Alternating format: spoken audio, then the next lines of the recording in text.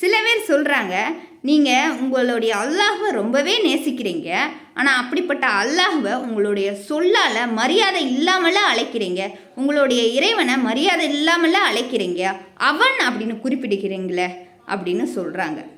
அவர்கள் அப்படின்றது பன்மை, அவன் அப்படின்றது ஒருமை. வணக்கத்துக்கு தகுதியானவன் அல்லாஹ், அவன் ஒருவனே.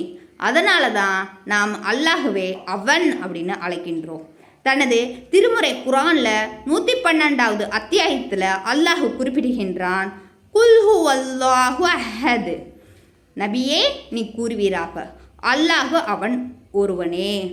அல்லாஹு சமது, அவன் எவரிடமிருந்தும் தேவையற்றவன். லம் எலிது வலம் யூலது, அவன் எவரும் பெறவும் இல்லை பெறப்படவும் இல்லை. வலம் யக்குல்லஹு குஃபுவன் அகது, அன்றியும் அவனுக்கு நிகராக எவரும் இல்லை. இதனால தான் நம்ம அல்லாஹ்வை அவன் அப்படின்னு அழைக்கின்றோம். அஸ்ஸலாமு அலைக்கும் வரஹ்மத்துல்லாஹி வபரகாத்துஹு.